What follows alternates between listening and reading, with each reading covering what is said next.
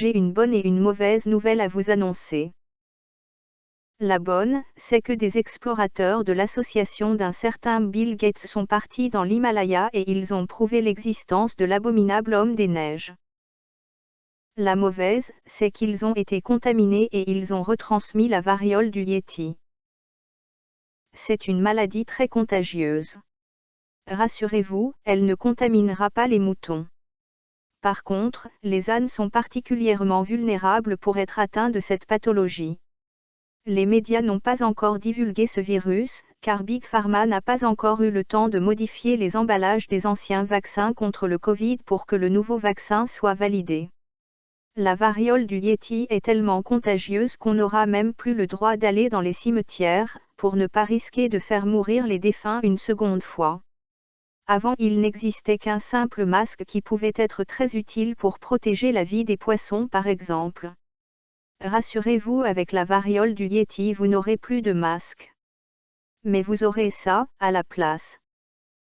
Et il y a aussi ça. Pour porter cette magnifique combinaison, on est tous impatients d'être des patients. C'est une sorte de burqa sanitaire. Il existe une plante au Tibet qui est très efficace contre ce virus. Ce médicament efficace à base de Saussure costus ne coûte que 30 centimes d'euros, mais Big Pharma a interdit sa commercialisation. Ils préfèrent qu'on soit piqué avec un vaccin très rentable financièrement, le considérant plus efficace pour nous protéger. Je tiens à rassurer la SPA, aucune expérience ne sera réalisée sur les rats de laboratoire. Je vous dévoile les ingrédients. Je souligne que ça ne peut pas être dangereux, car il ne s'agit que d'un vaccin. Il s'appelle le yéticide. On y trouve de l'arsenic, du cyanure, du phénol, du sarin, du phosgène, du batrochotoxine, du curare, de la toxine botulique, du muscarine, du ricine, du tétraodontoxine et pour qu'il soit encore plus efficace, les chercheurs ont rajouté de fortes doses de nombreux champignons venimeux et aussi du venin de vipère, de cobra, etc. Je ne vais pas énumérer toute la liste, car elle est beaucoup trop longue. Si vous refusez de faire confiance à cet excellent vaccin, vous êtes des irresponsables. Pour être certain que vous serez raisonnable lors des prochains confinements, nous avons autorisé de dangereux criminels à sortir pour que vous puissiez prendre leur place. Ils ont gentiment accepté d'être libérés pour que vous soyez protégés et pour ne pas transmettre le méchant virus. Si les prisons sont trop petites, il y aura possibilité d'envoyer certains d'entre vous sur une île déserte pour que vous puissiez être totalement isolés afin de pouvoir contaminer personne. L'abominable maladie des neiges est arrivée, mais contre cette pathologie surnaturelle, nous serons vaccinés pour être protégés contre le Yéti. C'est indispensable, car les symptômes de cette maladie sont terribles. Cela procure de légères douleurs à l'épaule, qui sont beaucoup moins douloureuses que le vaccin.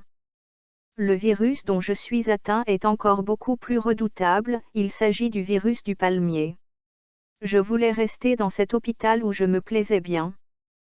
Malheureusement, Bill Gates manque d'imagination et il n'a pas encore inventé ce virus.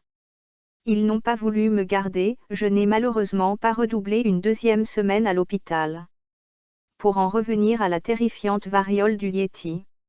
Vous serez bientôt nostalgique de la variole du singe. Et aussi du virus de la tomate. Car il y aura beaucoup plus de contaminés avec cette nouvelle maladie. Il y a déjà eu un cas en France, le seul hôpital conservé dans la région de l'Aquitaine est déjà rempli, cela prouve jusqu'à quel point ce virus est contagieux. Bon d'accord. Ils ont conservé qu'un seul lit, mais cet hôpital est rempli à 100%. C'est vraiment angoissant et terrifiant. D'après l'OMS, ce cas est tellement préoccupant qu'il est urgent de vacciner tous les habitants de la Terre. Pour éviter la variole du Yéti, je vous conseille d'aller au Tibet. Les montagnes de l'Himalaya sont tellement hautes qu'ils n'ont pas pu installer d'antenne pour écouter l'info en continu. Forcément au Tibet, la variole du Yéti n'existe pas et elle n'a pas la possibilité d'être contagieuse. Contrairement à d'autres virus qui se contaminent facilement par l'intermédiaire des postes de télévision,